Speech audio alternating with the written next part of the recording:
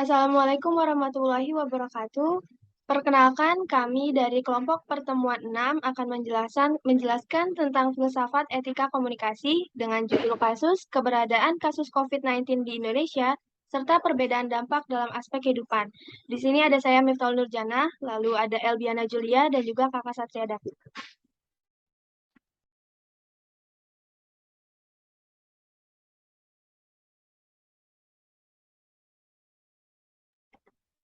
Latar belakang. Pada awal tahun 2020, dunia dikejutkan dengan adanya wabah virus yang menyerang sistem imun manusia. Kasus virus ini ditemukan di berbagai negara di dunia. Hal ini dikarenakan tingkat penularannya yang sangat cepat. Sesuai dengan pernyataan WHO, virus ini adalah jenis baru coronavirus atau novel coronavirus. Semenjak Januari 2020, WHO telah menyatakan bahwa dunia memasuki keadaan darurat global akibat dari virus ini. Kemudian, pada tanggal 12 Februari 2020, virus ini ditetapkan dengan sebutan coronavirus disease atau COVID-19. Serta pada tanggal 11 Maret 2020, WHO secara resmi mengumumkan COVID-19 sebagai pandemi global. Pandemi COVID-19 merupakan pandemi penyakit yang disebabkan oleh virus SARS-CoV-2 yang melanda hampir seluruh negara di dunia. Di Indonesia sendiri, kasus ini pertama kali terjadi pada 2 Maret 2020. Dua warga negara Indonesia tertular oleh warga negara Jepang, yakni seorang ibu berusia 64 tahun dan putrinya berusia 31 tahun yang berdomisili di Depok, Jawa Barat. Hal ini memicu kepanikan masyarakat selanjutnya, ditambah memulai meningkatnya angka pasien terjangkit COVID-19. Kasus positif ini terus bertambah, baik di seluruh dunia maupun di Indonesia sendiri, sehingga menimbulkan dampak pada sektor sosial yang menyebabkan kekhawatiran tinggi pada masyarakat global. Virus ini dapat menular antar manusia melalui droplet atau percikan saluran pernapasan, sehingga salah satu cara terbaik untuk menghindari penularannya yaitu dengan menjaga jarak. Sehingga hal ini menyebabkan terganggunya aktivitas manusia sehari-hari. Selain kepanikan yang semakin tidak terkendali, peristiwa ini juga berdampak pada segala aspek kehidupan masyarakat, mulai dari ekonomi, khususnya pada alat-alat kesehatan yang jumlahnya semakin langka, mengakibatkan melambung tinggi harganya. Selanjutnya, pada bidang pendidikan yang mengalami perubahan drastis, sistem pendidikan dan aturan yang diterapkan berubah 180 derajat. Anak-anak sekolah diperintahkan untuk belajar di rumah, para pekerja kantoran juga terkena dampak dari kepanikan ini. Pekerjaan mulai dilakukan dari rumah dan banyak perusahaan yang harus mem-PHK pekerjanya. Perubahan-perubahan inilah yang menimbulkan perbedaan makna yang sudah ada sebelumnya. Dalam ilmu filsafat, di mana setiap hal dipelajari untuk menemukan makna yang sebenarnya. Pandemi COVID-19 tentunya memberikan dampak konkret pada setiap sudut kehidupan yang merubah makna, fungsi, juga nilainya. Lanjut.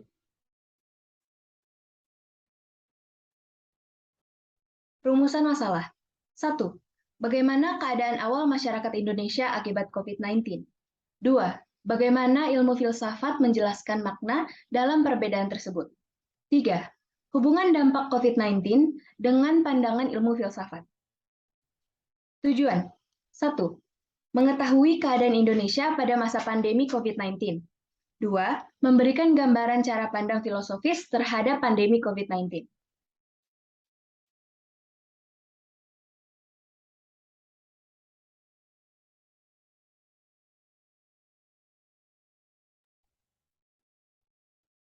Organisasi dan lainnya. Organisasi sebagai bentukan yang fana, namun substansial dan berpengaruh, menjadi lainnya melalui perhatian komunikatif pribadi manusia dalam konteks berlakunya aktivitas atau kegiatan institusional secara temporal. Karena sifat tindakan organisasi yang berkelanjutan dan interaktif, beberapa konseptualisasi organisasi bergerak maju pemahaman proses tentang organisasi. Pada tingkat mikro, melalui ucapan sehari-hari, cerita, tindakan responsif, dan perilaku yang diprakarsai, organisasi diberi keberadaan dan kehidupan dan dikonstruksikan sebagai memiliki atribut khusus yang khas. Pada tingkat makro, organisasi dibangun melalui manajemen citra oleh orang-orang yang bertugas memproyeksikan dan melindungi merek, identitas, dan atau reputasi tertentu kepada publik internal dan eksternal. Karya awal James Marsh dan Herbert Simon tentang prestis organisasi menunjukkan bahwa organisasi memiliki berbagai tingkat visibilitas dalam masyarakat yang lebih besar dan lebih atau kurang berhasil dalam mencapai tujuan mereka. Kedua atribut menunjukkan potensi organisasi untuk mengambil identitas lain seperti di luar pemahaman hukum orang perusahaan. Dari perspektif kesopanan profesional, organisasi atau lembaga tersebut berperan sebagai orang lain yang membutuhkan landasan yang mendukung fungsi, misi, dan pesertanya. Lembaga dan organisasi dibentuk oleh dan untuk manusia yang menggambarkan keberadaan dan karakternya dari aktivitas dan interaksi manusia. Sarjana komunikasi organisasi telah menekankan pekerjaan penataan mikroprosesor interaktif dan linguistik yang menanggung kekuatan konstitutif komunikasi untuk membangun organisasi dan lingkungan mereka. Komunikasi merupakan proses dan struktur organisasi yang membatasi dan memungkinkan pelaku organisasi.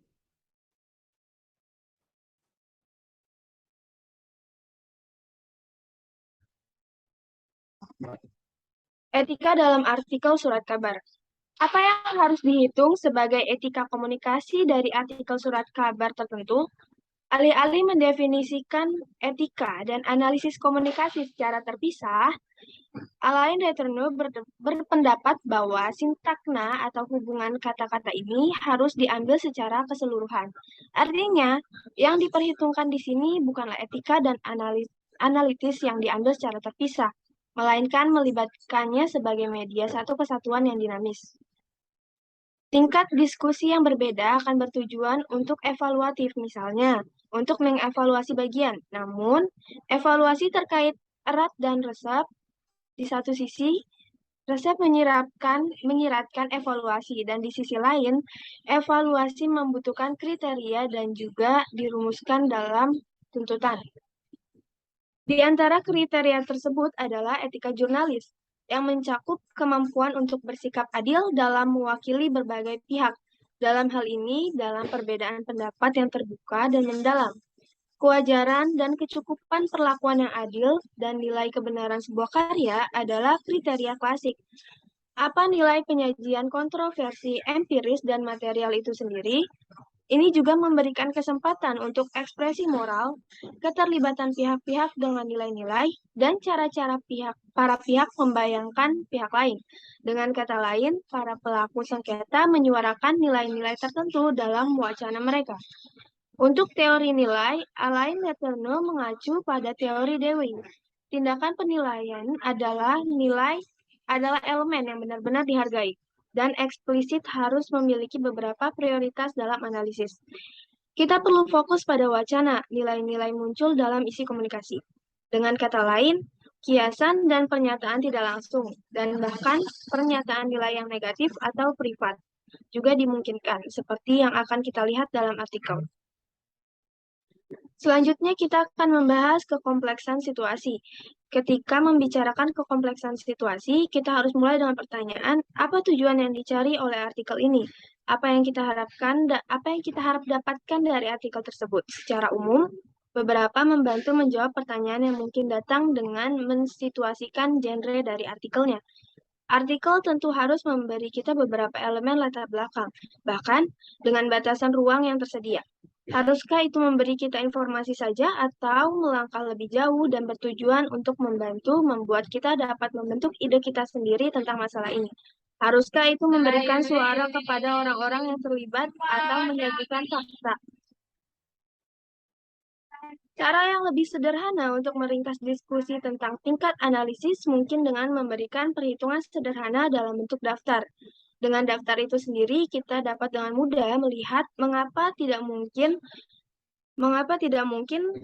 dengan memberikan perhitungan dalam bentuk daftar, mengapa tidak mungkin untuk benar-benar memenuhi tugas menjawab semua pertanyaan ini dalam dokumen ini.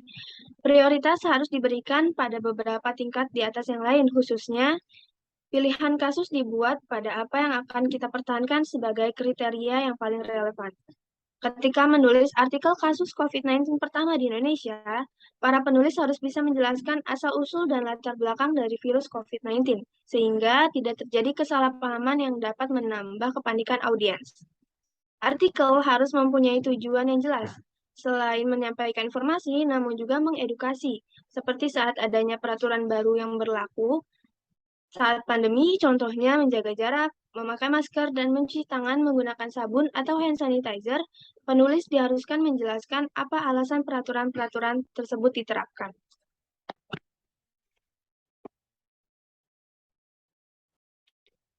Lalu ada waktu luang dan etika. Kehidupan waktu luang dan etika. Kehidupan waktu luang ialah kehidupan di mana kita menghormati dan menghargai orang lain. Menurut Joseph Pieper, waktu luang diawali oleh tindakan filosofis berupa tidak mementingkan diri sendiri dan perasaan rendah hati. Dalam hal ini, bagaimana waktu luang dapat menyatukan interaksi, filsafat, dan etika. Menurut beberapa filsuf, waktu luang adalah penggunaan waktu tidak berguna yang dimana tidak dapat membedakan antara hiburan dan relaksasi. Di sini, waktu luang ialah tindakan filosofis yang memupuk kerendahan hati dan sikap terbuka terhadap yang lain. Hakikatnya, waktu luang ialah terlepas dari tekanan dan gangguan, seperti halnya dengan mendengarkan musik, di mana seseorang tidak perlu terlibat langsung, namun cukup membiarkan dirinya mendengarkan musik. Beberapa hal yang biasa dilakukan untuk mengisi waktu luang yakni olahraga, membaca, melukis, berjalan, dan berenang. Dalam waktu luang, fokus perhatian adalah kunci. Waktu adalah pengalaman ontologis. Emmanuel Levinas menyebutkan bahwa kita tidak bisa lepas dari tanggung jawab, yakni tidak meninggalkan orang lain. Dia menyebutkan istilah kematian orang lain sebelum kematian saya adalah kematian. Secara etis menempatkan prioritas pihak lain. Dalam etika kebajikan yang menekankan individu dan menilai sifat dan kemauan seseorang ketika mempertimbangkan keputusan. Artinya, kita menentukan apa yang harus dilakukan berdasarkan apa yang mungkin seseorang itu lakukan. Piper menyebutkan bahwa waktu luang menghubungkan dengan kegiatan yang membawa seseorang pada ilahi. Beberapa kebajikan utamanya ialah kehati-hatian, keadilan, ketabahan, dan kesederhanaan. Etika sebagai filsafat pertama, yakni kita mulai dengan yang lain dan mengesampingkan keinginan diri sendiri. Jika menyandingkan penjelasan di atas dengan kasus COVID-19, maka kaitan antara keduanya sangat jelas. Pandemi yang melanda hampir seluruh negara di dunia merubah definisi waktu luang perihal hal-hal yang dapat dilakukan. Tidak ada lagi bertemu tatap muka dan melakukan aktivitas dengan keramaian. Akses online menjadi kewajiban sehingga banyak hal luput dari pandangan mata. Etika-etika yang selayaknya diterapkan secara langsung mulai menyesuaikan keadaan yang berlangsung hingga saat ini. Bentuk implementasi yang ikut berubah pula menghasilkan tata etika baru, baik dari berkomunikasi dan sebagainya.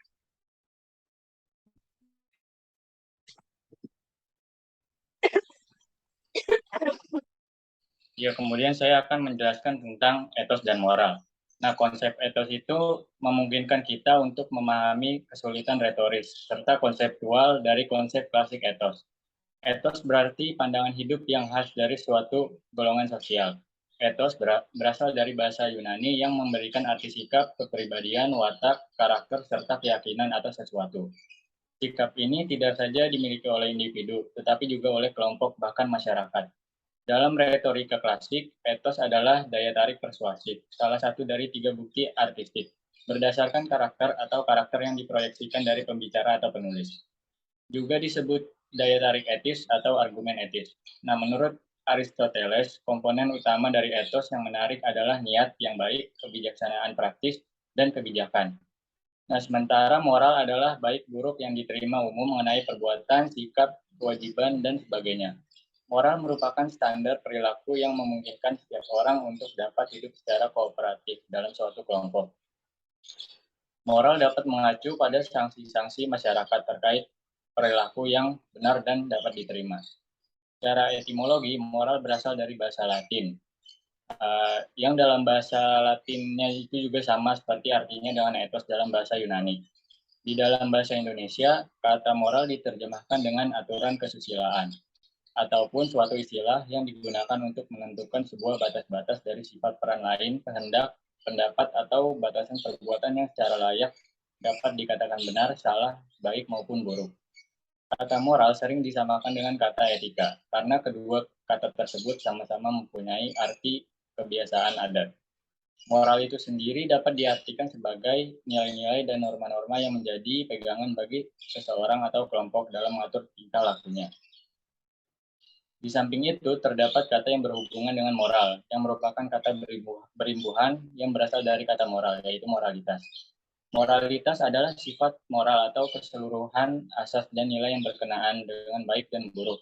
Jadi, moralitas suatu perbuatan artinya perbuatan atau baik buruknya perbuatan tersebut.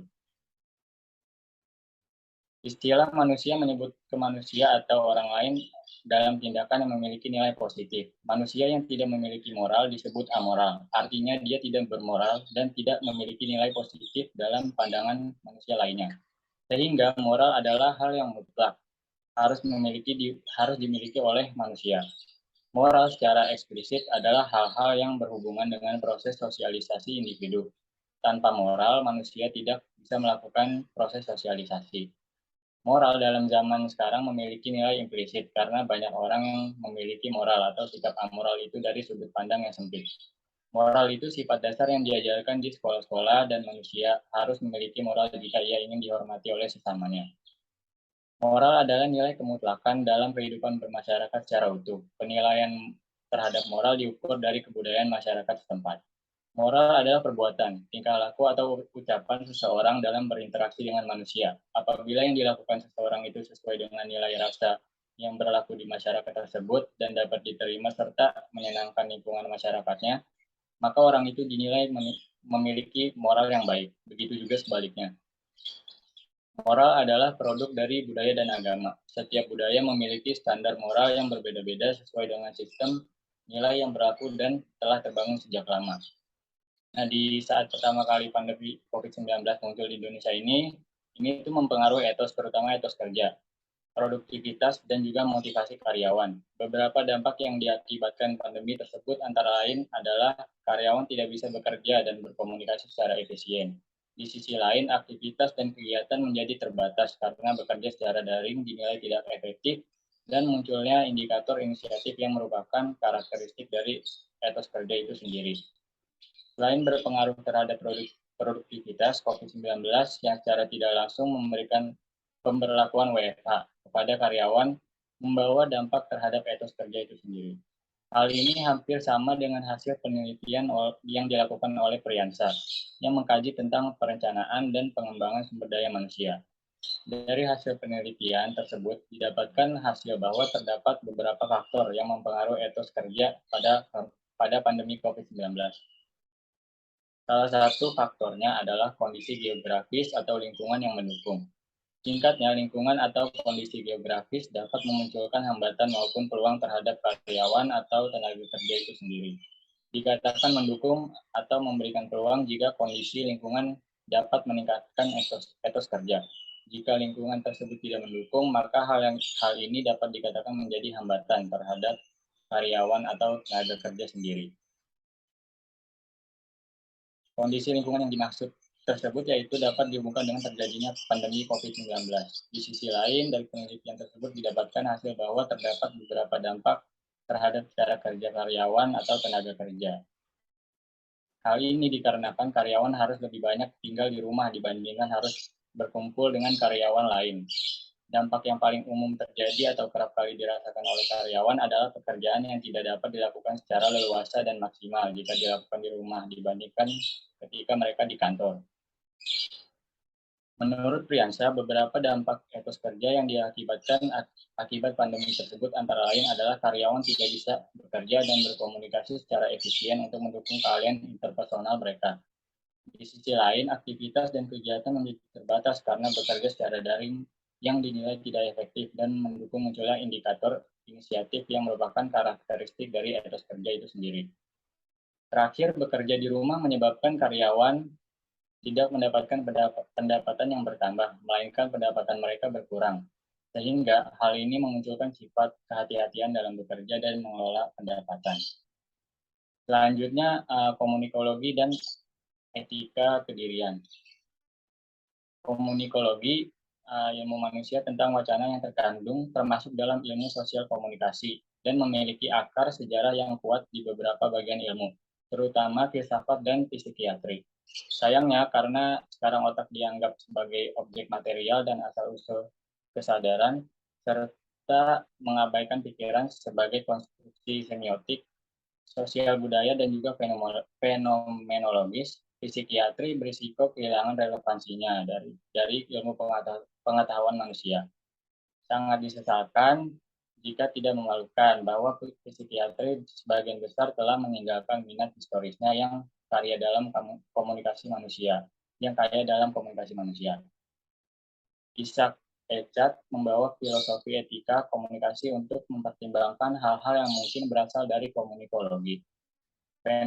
Fenomenologi semiotik, contoh paradigma dari posisi kritis ini, berusaha membuka jalan bagi pilihan-pilihan otentik.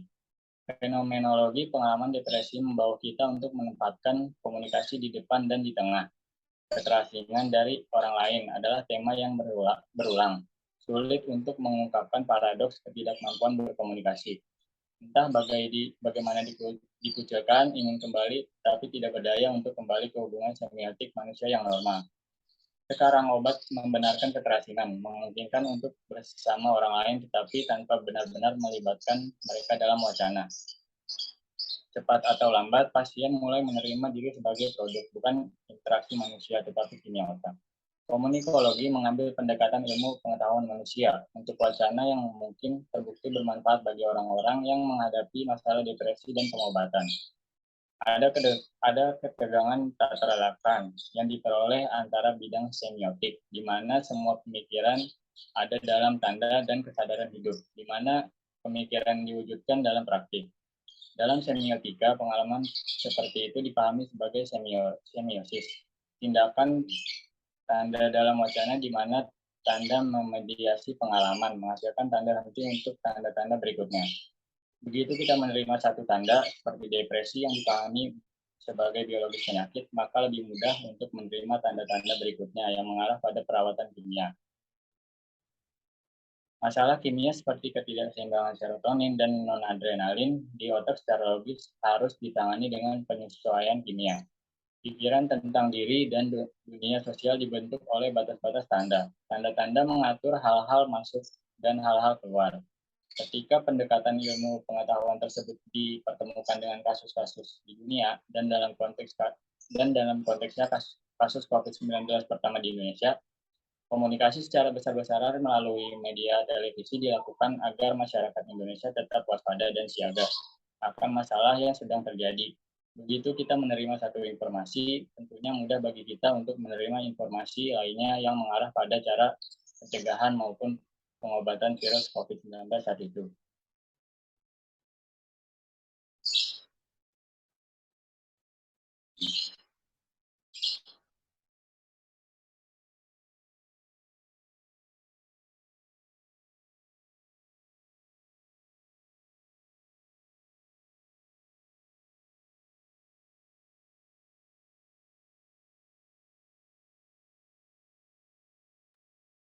Perspektif tulisan. Penjelasan mengenai etika komunikasi. Penjelasan mengenai etika komunikasi dalam bentuk organisasi, artikel, waktu luang, etos, dan penggunaan obat dalam memandang kasus COVID-19 sebagai sebuah fenomena yang turut merubah filosofi etika dalam berbagai cakupan.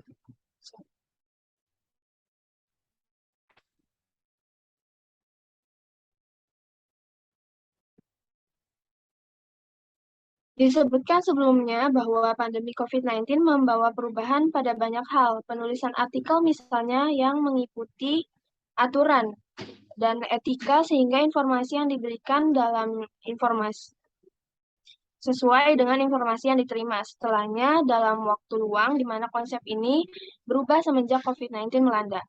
Waktu luang yang dipahami melakukan interaksi dengan lainnya mengalami perubahan cara. Selain itu, bentuk-bentuk tanggung jawab juga menyesuaikan dalam pola penerapannya. Meski tanpa merubah maknanya, namun jelas bahwa dari sudut pandang filosofi waktu luang yang dialami sebab pandemi memiliki perbedaan dengan waktu luang yang telah diuraikan. Kesimpulan, Pandemi COVID-19 merupakan pandemi penyakit yang disebabkan oleh virus SARS-CoV-2 yang melanda hampir seluruh negara di dunia. Di Indonesia sendiri, kasus ini pertama kali terjadi pada 2 Maret 2020. Kasus positif ini terus bertambah, sehingga menimbulkan dampak pada sektor sosial yang menyebabkan kekhawatiran tinggi. Begitu banyak perubahan yang terjadi, sehingga menimbulkan perbedaan makna yang sudah ada dari yang sebelumnya. Dalam ilmu filsafat, di mana setiap hal dipelajari untuk menemukan makna yang sebenarnya. Pandemi COVID-19 tentunya memberikan dampak konkret pada setiap sudut kehidupan yang merubah makna, fungsi, juga nilainya. Karya awal James March dan Herbert Simon tentang prestis organisasi menunjukkan bahwa organisasi memiliki berbagai tingkat visibilitas dalam masyarakat yang lebih besar dan lebih atau kurang berhasil dalam mencapai tujuan mereka. Kedua atribut menunjukkan potensi organisasi untuk mengambil identitas lain seperti di luar pemahaman hukum orang perusahaan. Ketika menulis artikel kasus COVID-19 pertama di Indonesia, para penulis harus bisa menjelaskan asal-usul atau latar belakang dari virus COVID-19, sehingga tidak terjadi kesalahpahaman yang dapat menambah kepanikan audiens. Artikel harus mempunyai tujuan yang jelas, selain menyampaikan informasi, namun juga mengedukasi. Dalam waktu luang, fokus perhatian adalah kunci. Waktu adalah pengalaman ontologis. Emmanuel Levinas menyebutkan bahwa kita tidak bisa lepas dari tanggung jawab, yakni tidak meninggalkan orang lain seperti kematian orang lain sebelum kematian saya adalah kematian. Secara etis, menempatkan prioritas pihak lain. Pandemi yang melanda hampir seluruh negara di dunia merubah definisi waktu luang perihal hal-hal yang dapat dilakukan. Tidak ada lagi bertemu tatap muka dan melakukan aktivitas dengan keramaian. Etos berasal dari bahasa Yunani yang memberikan arti sikap, kepribadian, watak, karakter, serta keyakinan atas sesuatu. Sikap ini tidak saja dimiliki oleh individu, tetapi juga oleh kelompok bahkan masyarakat. Dari hasil penelitian yang dilakukan oleh Priyansa, yang mengkaji tentang perencanaan dan pengembangan sumber daya manusia, didapatkan hasil bahwa terdapat beberapa faktor yang mempengaruhi etos kerja pada masa pandemi COVID-19. Salah satu faktornya adalah kondisi geografis atau lingkungan yang mendukung. Singkatnya, lingkungan atau kondisi geografis dapat memunculkan hambatan maupun peluang terhadap karyawan atau tenaga kerja sendiri. Ketika pendekatan ilmu pengetahuan tersebut dipertemukan dengan kasus-kasus di dunia, dalam konteks kali ini kasus COVID-19 pertama di Indonesia. Komunikasi secara besar-besaran melalui media televisi dilakukan agar masyarakat Indonesia tetap waspada dan siaga akan masalah yang sedang terjadi. Begitu kita menerima satu informasi, tentunya mudah bagi kita untuk menerima informasi lainnya yang mengarah pada cara pencegahan maupun pengobatan virus COVID-19 saat itu. Saran, ilmu filsafat membantu kita memahami bahwa sesuatu tidak selalu tampak seperti apa adanya. Filsafat membantu kita mengerti tentang diri kita sendiri dan dunia kita. Karena filsafat mengajarkan bagaimana kita bergulat dengan pertanyaan-pertanyaan mendasar. Filsafat dapat membuat kita lebih kritis.